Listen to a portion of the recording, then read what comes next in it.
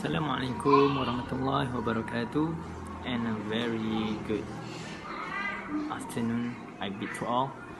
So my presentation is all about financial issues that happens in Islam.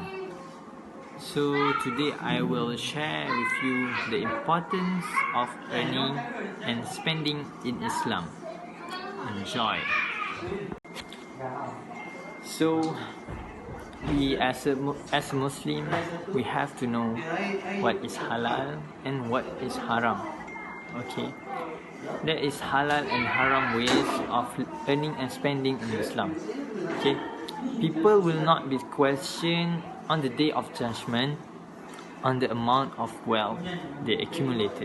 Rather, they will be questioned how they got the money and how they use the money.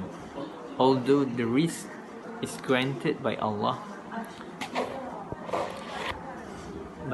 to people based on their work, it is not an automatic result of man's work. It is given by the will of Allah, and everyone has a limit. Okay, if Allah want to give them a huge amount of money, they will get it. And if Allah don't have the will to give you the money, so you don't get the money even if you work for it. Okay, it must come from Allah. Every risky and every what we have today is come from Allah. So there are some people asking why some things are haram. Okay, it is stated in the Quran, Surah Al-A'raf, verse 157. So I read the translation. He commands them what is good and forbids them what is evil.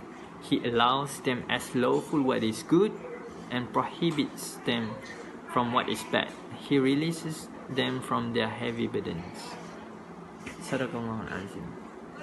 So now I will tell you what is the characteristic of haram ways to earn money. First, it can be harmful to others or to yourself. Secondly, it is social harm or spiritual. Okay, as an example, if you do the bad things, people will not feel easy. People will not be comfort with your action, or maybe something like that. And the third one is most likely conducive to harm, so you can harm others and yourself. Okay, I give you an example. Drugs. Okay, drugs can affect your life, your career, your family, your friends, everything that close to you will get affected if you choose drugs. Okay, yes, drug dealers is very rich, okay, millionaire, but they have no friends. Okay, people don't like them because what they does is prohibited. So there are 6 aims of business ethics in Islam. So the first one is protecting the rights of the parties involved in the contract. The second one is protecting consumer rights. The third one is creating fair competition. The fourth one is protecting the rights of workers. The fifth one is protecting public interest and funds. And the last one is leniency or helping others. So there are the difference between Islam and conventional basic principle. Okay, the first one is prohibition of riba, so interest. Okay, many banks use this interest. Second one is prohibition of gambling. The third one is prohibition of involvement in prohibited commodities, which is production, sale or buy. Okay, the fourth one is avoidance of ambiguities or uncertainty. uncertainty. Okay. The fifth one is profit and risk sharing. Okay, so for the first point is protecting the rights of parties involved in the contract. So first we need to have an agreement. And the second one is to fulfill the terms and conditions that stated in the agreement. So the second one is protecting consumer rights. Okay, first one is to avoid deception and fraud. Okay, so there's a hadith, sounds like the messenger of Allah saw once pass by the stalk of grain. He touched it and felt moisture inside the stalk. He asked the seller what it was. The merchant said, "O Prophet of Allah, it was affected by rain."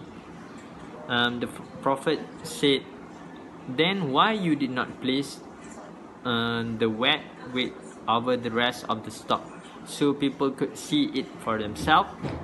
Anyone practicing deception has no relationship with me."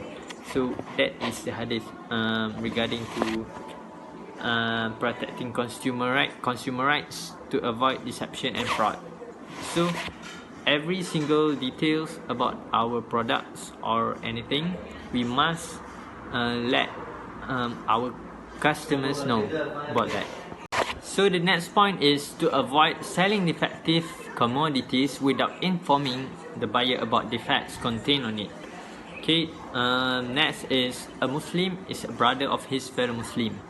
It is not lawful for a Muslim to sell such a commodity that has a defect, except that the defect is shown to the buyer. Okay, to avoid false and misleading advertisement. So what I want to highlight here is, if you want to sell anything to your customers, okay, you must let they know every single details in about your products. Okay, if it has a defect, you need to tell them about the defect.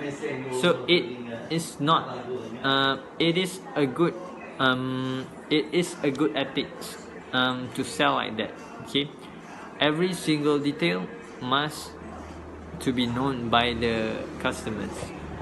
Okay, next is to avoid hoarding essential commodities, which is ihtikar. Hoarding means to collect and keep the large amounts of food without offering it in market in order to create artificial scarcity to increase the price dramatically. So the third point is prohibition of outbidding. Okay, to offer more money than somebody else in order to unreasonably increase the price without being a potential buyer. Okay, and the next one is the practice of middlemen. Okay, may be prevented to protect the rights of consumers. Dwellers of towns may be prevented from selling the merchandise of farmers or villages. Okay, farmers may be allowed to sell their goods directly if it is necessary. The Messenger of Allah forbade the selling of things by a town dweller on behalf of a countryside dweller or a farmer, and similarly Najash was forbidden. So the third point is fair competition. Okay, the first point is to avoid misleading advertisement. Second is to avoid giving bribes. Okay, the fair competition is to balance between competitiveness and cooperation. And the last one is to avoid entering in a transaction another person has already entered into. Okay, Ibn Umar reported Allah's Messenger source as having said a person should not enter. Okay, so next point is protecting the rights of workers. Okay, if you have a big company, you need to have workers. Okay, you need to take care of them. Okay, such as their shelter, their food, or the transportation to go to work. Everything you need to get it clearly, you need to be responsible for your workers.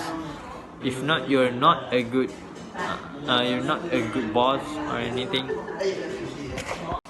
The fifth one is to protect public interest of funds. Okay, first one is fair recruitment practices to avoid discrimination, nepotism, and cronyism.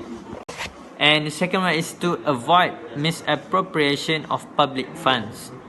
The Prophet ﷺ said, "Whomsoever we have given some post and he has concealed a needle or a thing smaller than that, then it will be misappropriated thing with which he will have to appear on the day of judgment." This is from Hadith Muslim. So the last point is leniency.